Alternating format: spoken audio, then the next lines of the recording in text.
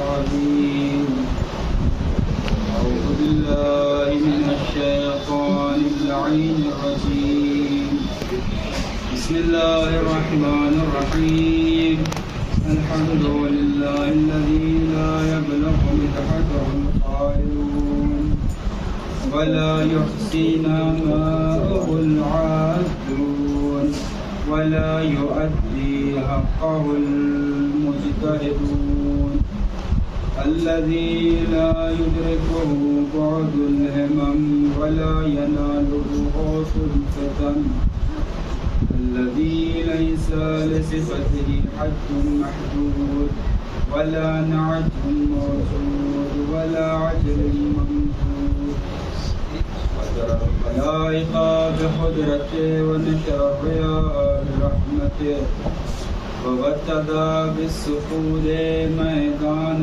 أرضه ثم الصلاة والسلام وتحية والإكرام على بشير النظير السراج المنير سيدنا وشفيع ذنوبنا وحبيب قلوبنا وطبيب نفوسنا مولانا ومولى الكونين جد الحسن والحسين بالقاسم مصطفى محمد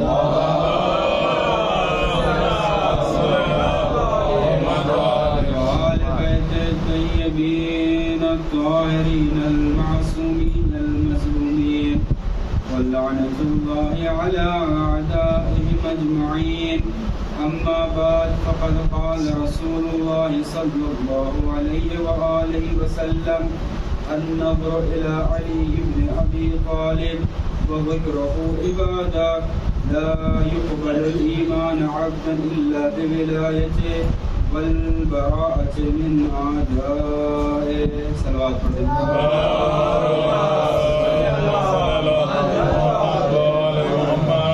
عزیزان محترم عشر مجالس سلسلے کی پہلی مجلس ہے ہم اور آپ اس حسین کی مجلس برپا کرنے کے لیے بیٹھے ہیں جس حسین کے اوپر دنیا نے بھی آنسو بہایا جس جگہ کے اوپر ہم بیٹھے ہیں یہ جگہ وہ مکان ہے کہ اس مکان سے انسان عرش الہی سے متمسک ہو جاتا ہے اس ذکر کی وجہ سے ہمارے آنکھوں میں جو اشک آتے ہیں وہ بھی اشک دنیا کے تمام تر اشکوں سے بافضیلت ہیں اس لیے کہ دنیا کی چاہت میں جو انسان آنسو بہاتا ہے اس کی کوئی قدر و منزلت نہیں ہوا کرتی لیکن غم حسین میں نکلنے والے آنسو کی اہمیت یہ ہے کہ وہ زہرا کے رومال میں جگہ پاتے ہیں عزیزان محترم نبی کی بہت ہی مشہور و معروف حدیث ہے کہ النظر الی علی ابن ابی طالب عبادہ کہ علی ابن ابی طالب کی طرف دیکھنا عبادت ہے وذکرہ عبادہ علی کا ذکر بھی عبادت ہے لا يقبل الایمان عبدا الا بولایتہ کسی بھی انسان کا کسی بھی عبد کا کسی بھی بندے کا ایمان اس وقت تک بند عالم کی بارگاہ میں قبول نہیں کیا جائے گا جب تک کہ وہ ولایت کا اقرار نہ کر لے والبراءۃ من اعدائہ صرف یہ نہیں کہ ہم اہل بیت سے محبت بہت سے کا دنیا میں آپ کو ایسے لوگ ملیں گے جو علی سے بھی محبت کرتے ہیں کچھ لوگ ایسے ہیں جو حسن سے محبت کرتے ہیں کچھ لوگ ایسے ہیں جو حسین سے بھی محبت کرتے ہیں لیکن آگے رسول نے ارشاد فرمائے والبراءۃ من اعدائہ دیکھو صرف علی کی ولایت علی کو مان لینے سے اہل بیت کو مان لینے سے انسان کا ایمان قبول نہیں ہوگا جب تک کہ ان کے دشمنوں سے برات نہ کی جائے تب تک انسان کا ایمان مکمل نہیں ہوگا عزیزان محترم اس عشرے میں جو عنوان انتخاب میں نے کیا ہے کہ علی ابن ابی طالب کی اہمیت و فضیلت اللہ اور اس کے رسول کے نزدیک کیا ہے اسی عنوان کے اوپر انشاءاللہ اس عشرے میں پوری گفتگو ہوگی آج کچھ تمہیدی گفتگو ہے انسان اگر اس چیز کو سمجھ جائے تو انسان اپنے وقار و اپنی منزلت کو سمجھ جائے گا ہم حسین کے عزادار ہیں، ہم حسین کا ماتم کرنے والے ہیں، ہم حسین کی سیرت کے اوپر عمل کرنے والے ہیں، اپنے آپ کو حسین کا چاہنے والا کہتے ہیں۔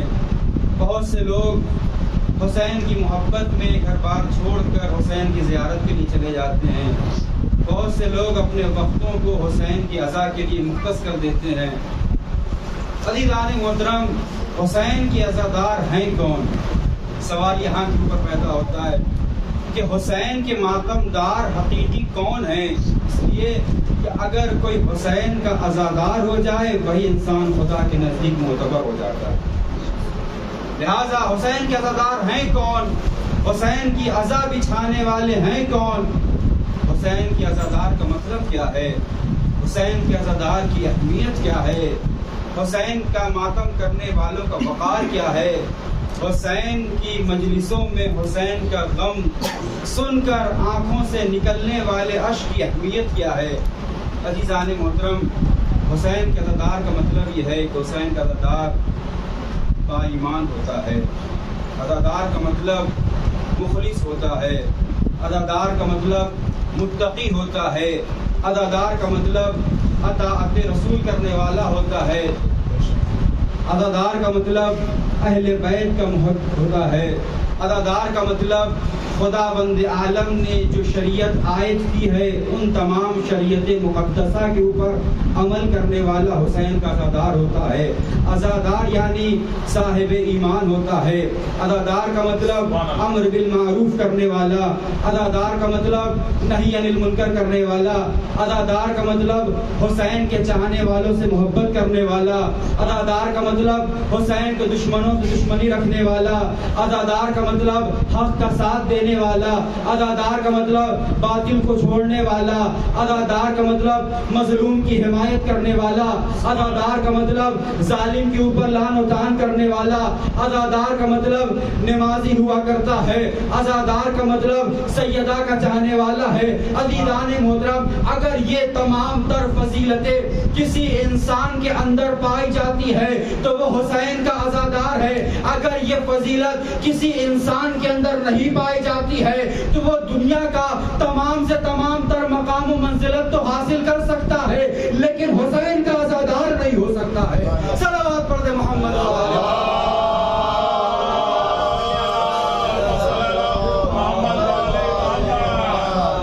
حسین کے عزادار کے لیے شرط یہ ہے کہ حسین کا عزادار کبھی بھی حسین کے مقصد کو پامال نہیں کرتا۔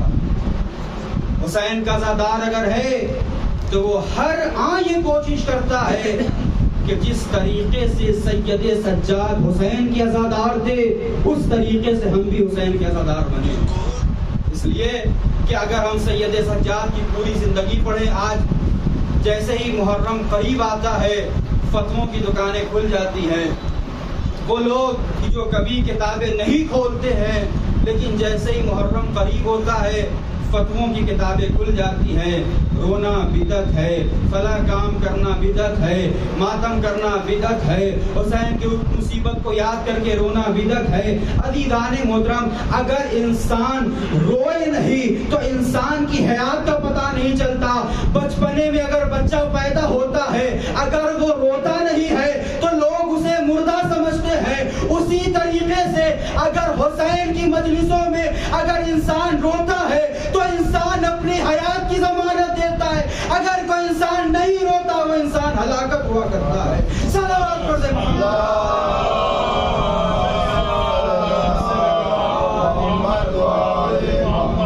حسین کا عزادار ایک سچا حسین کا عاشق ہوتا ہے۔ حسین کا عزادار ہم جو جگہ بیٹھے ہوئے ہیں یہ بھی وہ مکان ہے، وہ مقام ہے کہ جہاں کے اوپر ملائکہ آتے ہیں۔ عزیزان محترم، حسین کے فرش کے اوپر اگر انسان بیٹھ جاتا ہے تو انسان کا مقدر سمجھ جاتا ہے۔ اس لیے کہ یہ وہ جگہ ہے کہ جہاں کے اوپر انبیاء آتے ہیں. اگر کسی مقام اور مکان کی جگہ انبیاء آ جائیں اور انسان وہاں بیٹھ کر اپنے حق میں دعا کرے تو یہ ناممکن سی بات ہے کہ جہاں کے اوپر ملائکہ بھی ہوں، آدم بھی ہوں، انبیاء بھی ہوں، ہم دعا کہتے ہیں، انبیاء آمین کہتے ہیں، تو یہ ممکن ہی نہیں ہے کہ حسین کے فرش کے اوپر اگر انسان بیٹھ کے دعا کرے تو خدا اس کی دعا قبول نہ کرے. اس لیے خود آیت اللہ وحید خراسانی ارشاد فرماتے ہیں اپنے بحث خارج میں، وہ فرماتے ہیں کہ اگر کوئی انسان، دیکھیے عزادار کی اہمیت کیا ہے. ہم اپنے آپ کو حسین کا عزادار کہتے ہیں تو ہم اپنے مقام و منزلت کو سمجھیں، ہماری اہمیت کیا ہے، سیدہ کی نگاہ میں ہمارا وقار کیا ہے.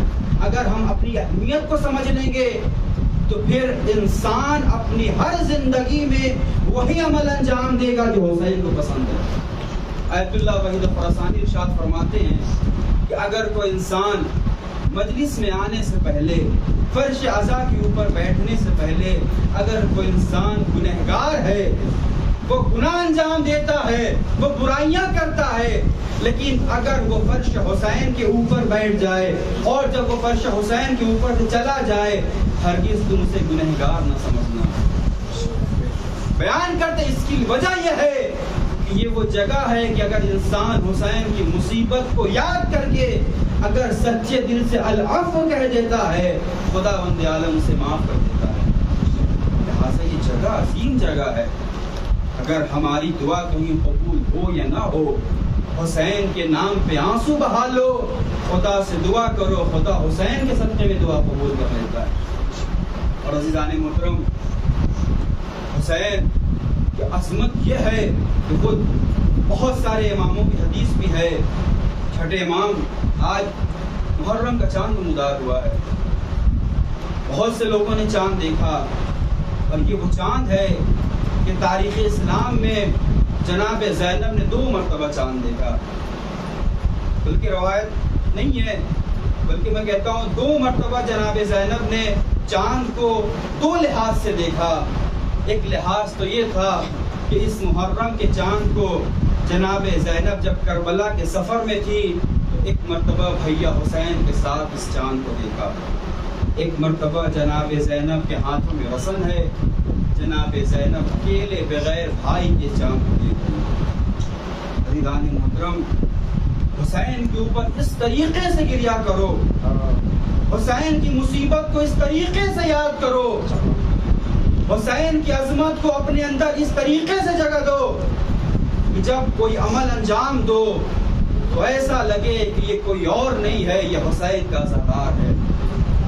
اس لیے کہ حسین کے عزادار وہ لوگ ہوتے ہیں جو حسین کی عظمتوں کو سمجھتے ہیں. حسین کے عزادار وہ لوگ ہوتے ہیں جو سیدہ کی معرفت رکھتے ہیں. حسین کے عزادار وہ لوگ ہوتے ہیں جن کے دلوں میں علی کی محبت ہوا کرتی ہے. عزادار وہ ہوا کرتے ہیں جن کا اخلاق حسن مجتبیٰ کے اخلاق کے جیسا ہوا کرتا ہے.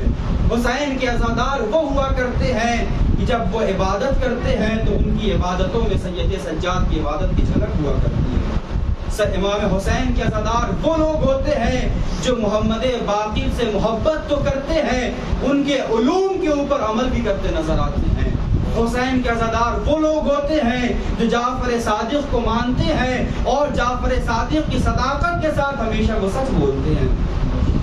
حسین کے عزادار وہ ہوتے ہیں جو موسی کاظم کو مانتے ہیں، جس طریقے سے موسی کاظم کاظم الغیظ ہے، ہم بھی اپنے غصے کو پی جانے والے حسین کے عزادار ہیں.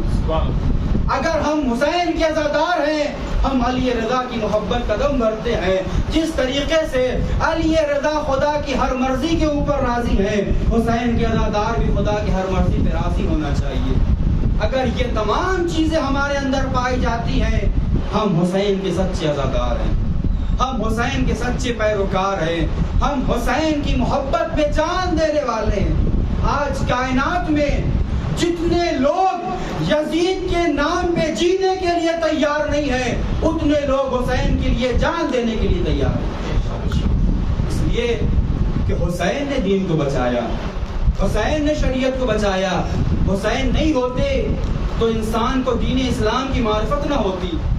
حسین نہ ہوتے آج جو ہمارے پاس خداوند عالم کی کتاب موجود ہے، جس کتاب کے بارے میں خداوند عالم ارشاد فرما رہا ہے ولا رطب ولا یابس الا فی کتاب مبین، کہ دنیا کی ہر خشک و تر اس قرآن میں موجود ہے. اگر حسین نہ ہوتے قرآن کی حرمت پامال ہو جاتی. حسین نہ ہوتے آج کوئی خانہ کعبہ حج کرنے نہ جاتا. یہ آج جو اسلام صحیح و سالم ہے اور تمام چیزیں کہ جسے خداوند عالم نے اہم بنایا ہے، جسے خداوند عالم نے بافضیلت بنایا ہے، وہ ابھی تک بافضیلت ہے اور قیامت تک بافضیلت رہے گی. یہ صرف اور صرف حسین کی شہادت کا دین ہے. اگر حسین نہ ہوتے تو ان چیزوں کی اہمیت ختم ہو جاتی، ان چیزوں کا وقار ختم ہو جاتا. اس لیے کہ یزید نے کہا تھا کہ نہ کوئی قرآن آئے نہ کوئی شریعت آئے، بلکہ یہ بنو ہاشم کا ایک ڈھونگ ہے کہ جو لوگوں کے اوپر خلافت کرنے کا ذریعہ ہے. لہذا اگر ہم حسین کی محبت کا دم بھر رہے ہیں تو ہمیں یہ دیکھنا ہوگا حسین کو کیا پسند ہے. اگر ہم ہر وہ کام جو حسین کو پسند ہے اگر وہ تمام کام انجام دیتے ہیں تو ہم حسین کی نگاہ میں عزادار ہیں. نہیں تو زمانہ لاکھ عزادار کہتا رہے لیکن حسین کی نگاہ میں عزادار نہیں تھی. اور عزیزان محترم، جب بات آ ہی گئی حسین کے عظمت اور حسین کے عزادار کی اہمیت یہ ہے تو آج آخر وجہ کیا ہے کہ ہم عزادار ہیں؟ ہماری اہمیت یہ ہے، اس کی وجہ یہ ہے کہ ہمیں حسین سے نسبت دی گئی ہے. حسین سے جو جو چیز منسوب ہو جاتی ہے وہ چیزوں کو خدا شرف عطا کر دیتا ہے. حسین کے نام پہ فرش عزا بچھاتے ہیں، یہ فرش دوسری فرشوں سے بہتر ہوا کرتی ہے. حسین کے نام پہ تبرک بانٹتے ہیں، یہ دوسرے تبرک سے یہ اہمیت کا حامل ہو جاتا ہے. عزیزان محترم، تبرک کا سلسلہ میں بیان کرتا چلوں کہ تبرک کی اہمیت کیا ہے. اگر ہم تبرک کی اہمیت کو نہیں سمجھ رہے ہیں تو اس کا مطلب یہ ہے کہ یہ حسین سے منسوب شے ہے. لہٰذا اگر اہمیت نہیں ہے تو اس کا مطلب کہ ہمارے دل میں کوئی نہ کوئی کمی موجود ہے کہ جس کی وجہ سے ہم اس چیز کی اہمیت کو نہیں سمجھ رہے ہیں. بہت سارے دنیا میں گھر بنائے جاتے ہیں لیکن جو گھر حسین کے نام پہ بنایا جاتا ہے اس کا مکان الگ ہے، اس کا مقام الگ ہے. لوگ اپنے گھروں پہ دعائیں مانگتے ہیں لیکن جب گھروں پہ دعائیں قبول نہیں ہوتی ہے تو لوگ عزاخانوں میں آ جاتے ہیں. اس لیے کہ حسین الذات کا نام ہے، چاہے حسین کی زری کے قریب ہو کے دعا مانگو، حسین کے عزاخانے میں کھڑے ہو کے دعا مانگو، خدا دعا قبول کر لیتا ہے. لہٰذا ایک واقعہ ملتا ہے، ایک عالم دین ایران کہتے دیکھیں کہ حسین سے جو چیز منسوب ہو جاتی ہے وہ کتنی اہمیت کی حامل ہو جاتی ہے. ہم تبرک کی اہمیت کو نہیں سمجھتے. آپ چلے جائیں، بس ایک چھوٹی سی بات آ گئی تو بیان کرتا چلوں. ہم لوگ 2 سال تقریباً 5 سال حیدرآباد میں ہم نے کسپیل کیا. وہاں کے اوپر اربعین میں ایک صاحب ہیں جو بہت بڑا لنگر لگاتے ہیں. اس میں جتنے بھی حیدرآباد میں تقریباً ہیں کافی لوگ تبرک کھاتے ہیں. ہم ہی لوگ جتنے طالب علم ہیں وہی لوگ تقسیم کرتے ہیں. اس لیے وہ کہتے تھے کہ طالب علم تقسیم کریں تو جھگڑا نہیں کریں گے، ان سے کسی کی رشتہ داری ہے. لہٰذا تمام طالب علم کھڑے ہو کے تبرک تقسیم کرتے تھے. اور جب ہم لوگ تبرک تقسیم کرتے تھے تو وہ کہتے تھے کسی کو آپ دیجیے گا نہیں جو الگ سے آئیں لینے کے لیے. لیکن اکثر و بیشتر ہم لوگوں نے دیکھا کہ کچھ ضعیف آ رہے ہیں، کچھ بڑے آ رہے ہیں، کچھ عورتیں آ رہی ہیں. آنے کے بعد سے وہ تبرک لے رہی ہیں اور جب ہم لوگ نہیں دیتے تھے تو وہ کہتی تھی یہ تبرک ہم انہی کا لے کے چلے جاتے ہیں. اور وہاں کے اوپر صرف وہ چاول لیتے تھے اور کوئی دوسری چیز نہیں، اس لیے کہ دوسری چیزیں وہ خراب ہو جایا کرتی ہے. لہذا وہ تھیلی وغیرہ میں چاول لے لیتے تھے. چاول لینے کے بعد وہ یہی کہتے تھے کہ ہم اسے لے جا کر سکھا دیتے ہیں. سکھانے کے بعد سے یہ چاول جو ہم 1 سال تک اپنے ہر کھانے میں ہمیشہ ڈالتے ہیں تاکہ یہ تبرک کی وجہ سے ہمارے رزق میں خدا برکت ہمیشہ دیتا ہے.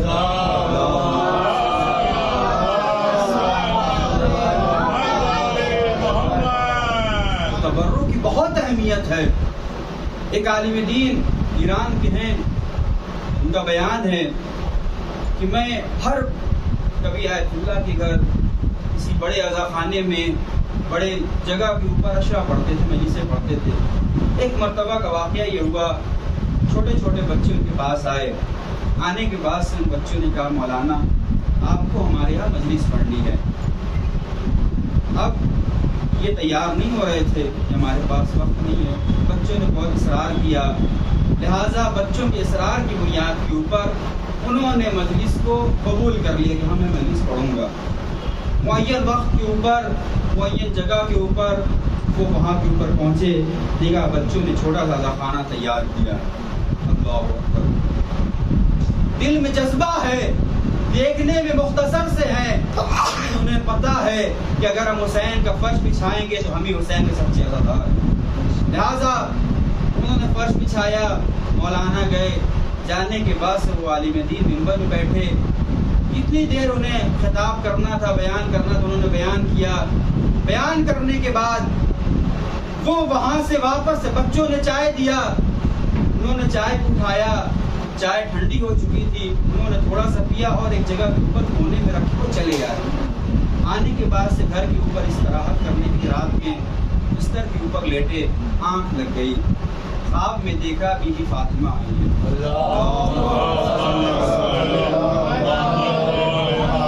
بی بی فاطمہ آئی ہیں. انہوں نے بی بی کو سلام کیا.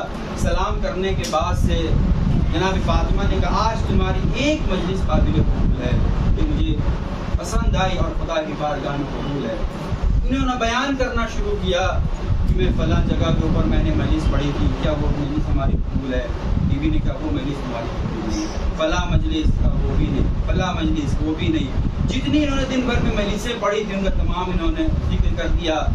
بی بی نے کہا کوئی یہ جتنی بھی آپ بیان کر رہے ہیں کوئی مجلس نہیں ہے. ان کے دل میں آخر میں آیا کہ ہم نے ایک مجلس بچوں کے یہاں پڑھی تھی. لہٰذا انہوں نے جب ذکر کیا جناب فاطمہ نے کہا ہاں وہی مجلس تمہاری ہماری ہمیں پسند آئی اور وہی خدا کی بارگاہ میں قابل ہے.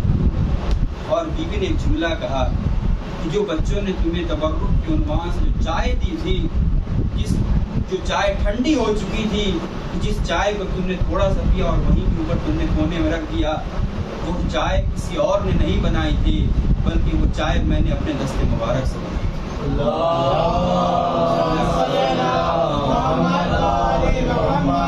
بچوں نے تبرک کا انتظام کیا.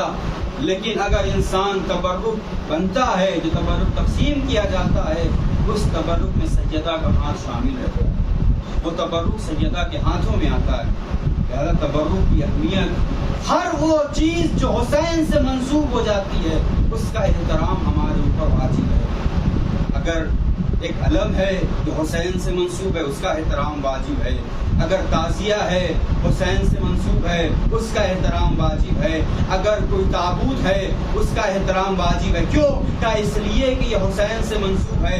جب خدا بند عالم کے نزدیک حسین سے وہ جتنی بھی چیزیں منسوب ہے وہ سیدہ کو بھی پسند ہے، اس کی اہمیت بھی بہت حامل ہے. تو جو چیز حسین سے منسوب ہو جائے وہ اتنی باشرف ہو جاتی ہے. آپ خود انصاف سے بتائیں اس حسین کی ذات میں کیا کہنا کہ جو حسین اتنا معتبر اور محکم ہوتا ہے. بس میں نے مجلس کو تمام کیا.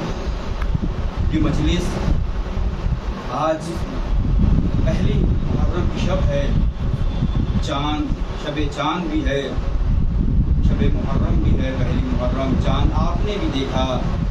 کربلا میں حسین نے بھی سفر میں چاند دیکھا. مدینے میں صغرا نے بھی چاند دیکھا. اللہ اکبر. عزیزان محترم، روایات کے جملے ہیں کہ جیسے ہی محرم قریب آتا تھا لوگ مدینے میں امام جعفر صادق کی جس گھر جہاں کے اوپر تھا لوگوں کا ہجوم اس گلیوں سے بڑھ جاتا تھا. لوگ سوال کرتے تھے آخر کیا وجہ ہے کہ اتنی بھیڑ اس راستے میں ہو جاتی ہے. لوگ یہی کہتے تھے کہ ہم اگر جعفر صادق کے گھر سے رونے کی آواز بلند ہو جائے سمجھ لینا محرم کا چاند نمودار ہو گیا. عزیزان محترم، عزا خانے تیار ہیں، عزا خانے آباد ہو چکے. حسین کا استقبال ہم کر چکے. اے حسین آنسوؤں سے آپ کا استقبال کر رہے ہیں. اے حسین آہوزاری سے آپ کا استقبال کر رہے ہیں. اے حسین ہمارے پاس کچھ نہیں آپ کو دینے کے لیے، لیکن اے حسین آنکھوں سے چند قطرے نکلتے ہیں. اے حسین یہ آپ کے عزیزان محترم خدا تمہیں کوئی غم نہ دے سوائے غم مظلوم کربلا کے. عزیزان محترم سن سکو گے روایات کے جملے ہیں.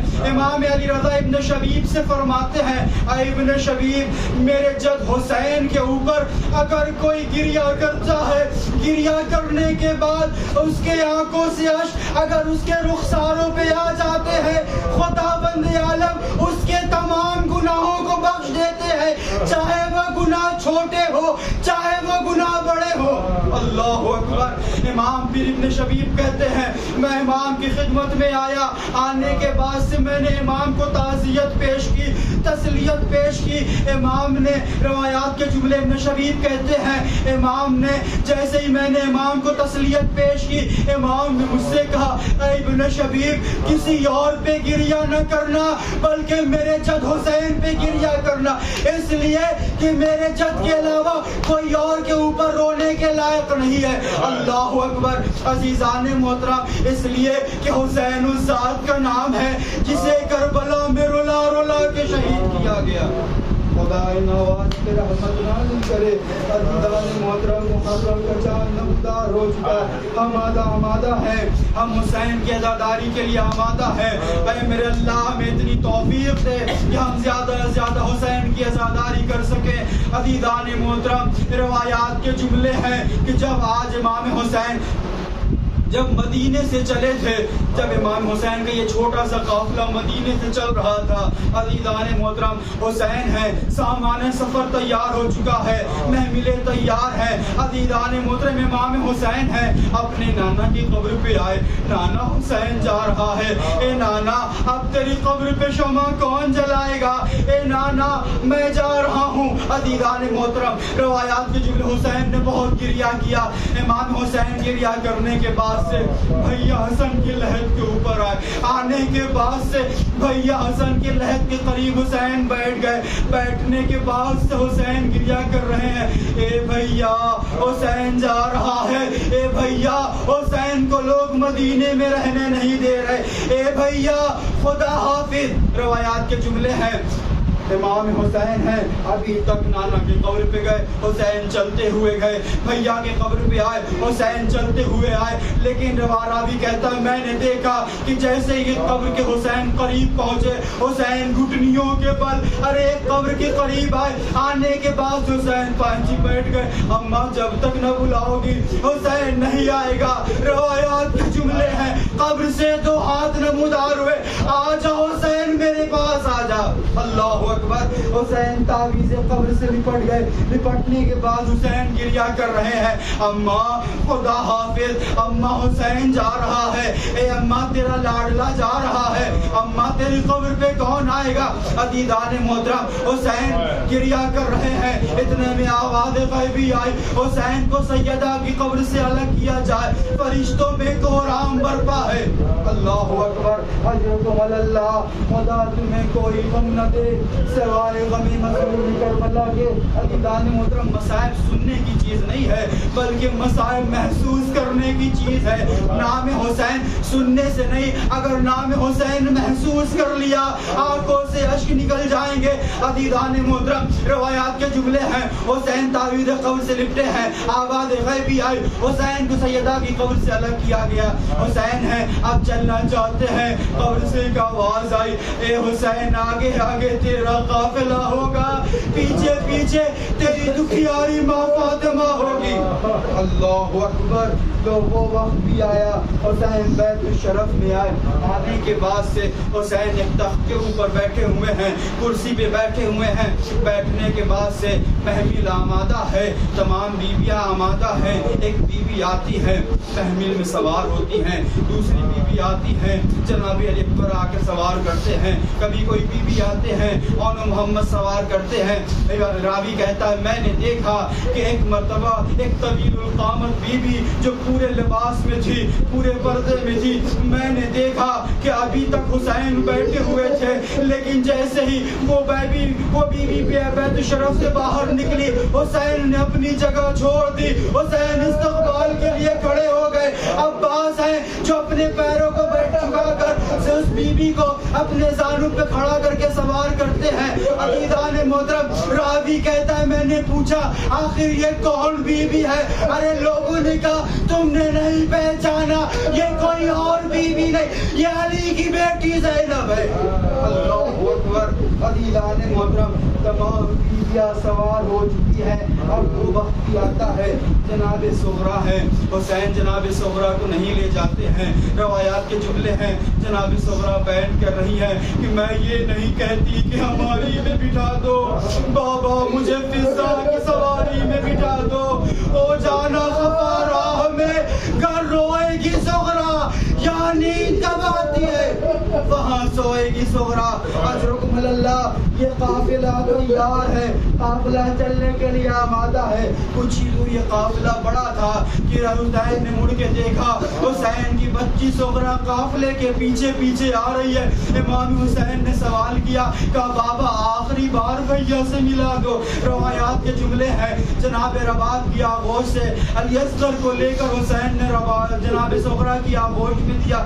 دینے کے بعد سے عزیزان محترم جیسے حسین نے دیا صغرا نے پیار کیا، اس کے بعد سے سب بیویاں آگے بڑھتی ہیں، صغرا کو لیتی ہیں، صغرا کی جناب علی اصغر کو لیتی ہیں، جناب علی اصغر ہے صغرا کی گود نہیں چھوڑتے، جناب زینب آگے بڑھتی ہے، اصغر ہے بہن کی آغوش نہیں چھوڑتے ہیں۔ عزیزان محترم جب تمام بیوی آ چکی، ارے اصغر بہن کی آغوش نہیں چھوڑ، اتنے میں امام حسین آئے۔ آنے کے بعد سے علی اصغر کے کان میں کچھ کہا، ارے تاریخ میں نہیں ملتا حسین نے کیا کہا ہوگا، میرا دل کہتا ہے حسین نے کہا ہوگا اے بیٹا اگر تم کربلا نہ گئے میں کس طریقے سے تمہیں کربلا میں لے جا کر تمہارے خون سے وضو کروں گا۔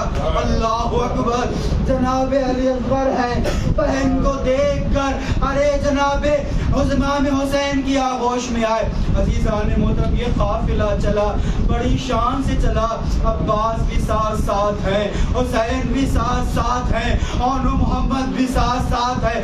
عزیزان محترم یہ بیویاں مدینے سے چل رہی ہیں، سروں پہ چادریں ہیں، بیویوں کی گود آباد ہے، لیکن عزیزان محترم یہی بیویاں ارے جب مدینے واپس آئی سروں پہ چادریں تو ہے لیکن گودیاں ویران ہے، حسین ساتھ نہیں ہے، عباس موجود نہیں ہے، اصغر بھی شہید ہو گئے۔